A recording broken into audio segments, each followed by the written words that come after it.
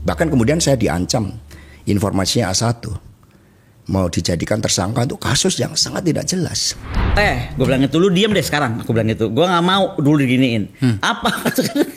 Gue salah juga ngomong malam-malam kayak gitu.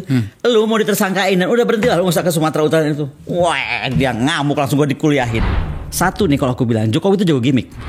Peristiwa 10 November, ribuan orang meninggal mengalahkan yang namanya bala tentara sekutu pemenang perang dunia kedua. Mosok saya hanya menghadapi ancaman aja takut, saya bongkar. Itu yang kita lakukan. Jadi saya nyatakan di sini bahwa Anies Baswedan kriminalisasi itu perintah dari Presiden Jokowi.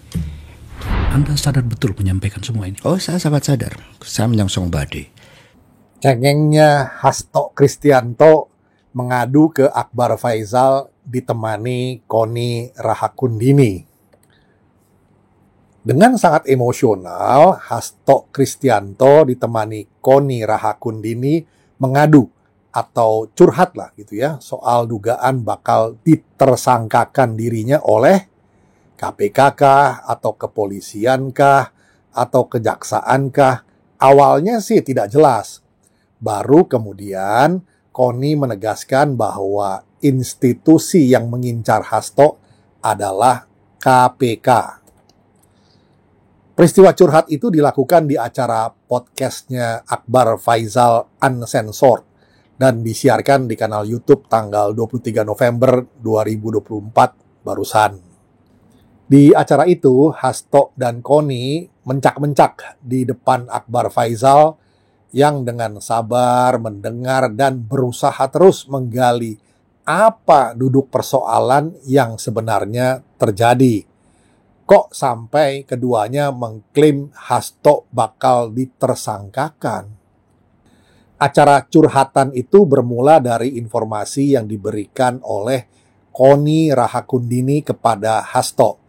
Menurut Koni, ia menyarankan agar Hasto tidak usah turun ke Sumatera Utara, Jakarta, Jawa Tengah, dan lain-lain karena semua sudah di-set. Tidak usah ngomong keras lagi karena file sudah lengkap dan Hasto bakal ditersangkakan. Kira-kira begitulah. Dan seterusnya Hasto bergantian dengan Koni bercerita ngalor ngidul ke sana kemari.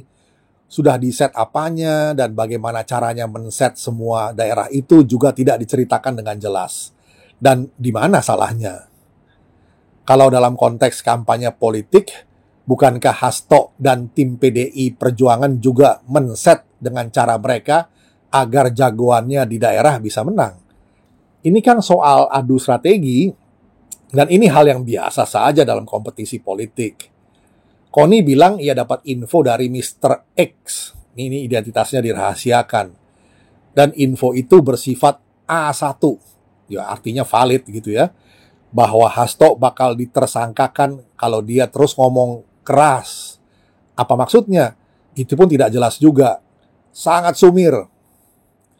Lalu ia juga cerita perihal kedekatan hubungan dirinya dengan Ibu Mega, Ketua Umum PDI Perjuangan. Tambah juga ia sebagai pengagum PDI Perjuangan. Walau ia sendiri mengaku bukan anggota parpol. Ia seorang akademisi.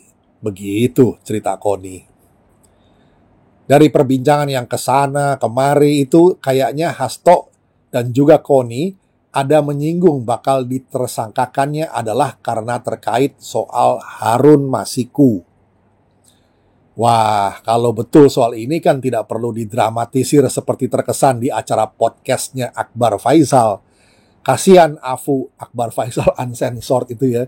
Cuma diperalat jadi saluran propaganda yang maaf, terkesan murahan seperti itu. Kasus Harun Masiku sudah lama dan ada keputusan pengadilannya. Wahyu Setiawan itu mantan komisioner KPU sudah masuk penjara. Juga beberapa orang lainnya. Harun Masiku pun sudah diadili secara in absentia karena ia kabur dan jadi DPO sejak 20 Januari 2020 sampai sekarang. Dan apakah kasus ini terkait dengan Hasto dan PDI Perjuangan? Ya jelas terkait. Harun Masiku itu kader PDI Perjuangan. Tidak terpilih dalam Pileg 2019, tapi malah dipilih oleh PDI Perjuangan untuk menggantikan Nazarudin Kimas yang meninggal. Tapi aturan KPU menetapkan Reski Aprilia sebagai peraih suara terbanyak kedua setelah Nazarudin Kemas. Sementara Hasto mengatakan Harun Masiku dipilih karena dinilai dia punya latar belakang yang baik, yaitu Harun sebagai penerima beasiswa dari Ratu Inggris katanya. Harun juga dianggap oleh PDI Perjuangan kompeten dalam bidang hukum ekonomi internasional. Itu saja. Cerita selanjutnya ada surat menyurat resmi antara KPU dengan PDI Perjuangan soal Harun Masiku ini. Siapa yang menandatangani surat dari PDI Perjuangan? Surat pertama soal permohonan pelaksanaan putusan Mahkamah Agung ditandatangani oleh Ketua Bapilu Bambang Wuryanto dan Sekjen Hasto Kristianto. Surat kedua yang merupakan tembusan perihal permohonan fatwa terhadap putusan MA nomor 57.P /KUM /2019 tertanggal 19 Juli 2019 ditandatangani oleh Ketua DPP Yasona Hamonangan Laoli dan Sekretaris Jenderal Hasto Kristianto. Surat ketiga tertanggal 6 Desember 2019 ditandatangani oleh Ketua Umum Megawati Soekarnoputri dan Sekjen Hasto Kristianto. Jadi KPU menerima surat dari DPP PDI Perjuangan sebanyak 3 kali.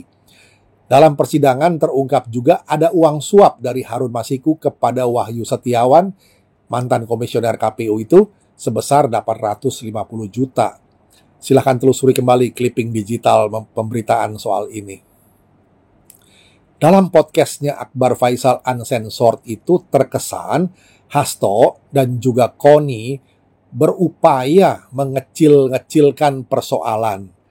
Katanya kasus ini cuma kayak orang lagi buru-buru, terus melanggar lalu lintas, lalu orang itu dalam tanda kutip berdamai dengan Polantas supaya urusan cepat beres. Kita bisa saja merekonstruksi ulang kasus Harun Masiku sesuai fakta pengadilan. Jejak atau file digitalnya pun masih banyak tersimpan di internet dan bisa diakses kapan saja. Kasus ini tidak bisa dikaburkan dengan menaikkan cerita mengenai kepahlawanan arek-arek Surabaya, marhainisme Bung Karno, dan berbagai cerita heroik lainnya. Orang dengan gampang mengerjakan arkeologi digital untuk merekonstruksi perkaranya.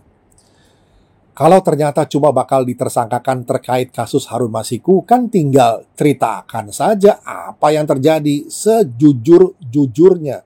Beres kan? Tapi kemana Harun Masiku sekarang? Ini yang belum jelas. Mungkin Hasto atau para pentolan PDI Perjuangan bisa membantu. Tidak perlu mendramatisir persoalan. Sekali lagi, kalau jadi tersangka kan tinggal jelaskan di pengadilan apa yang sesungguhnya terjadi. Ini soal etika politik yang selalu didengung-dengungkan oleh Hasto sendiri, bukan?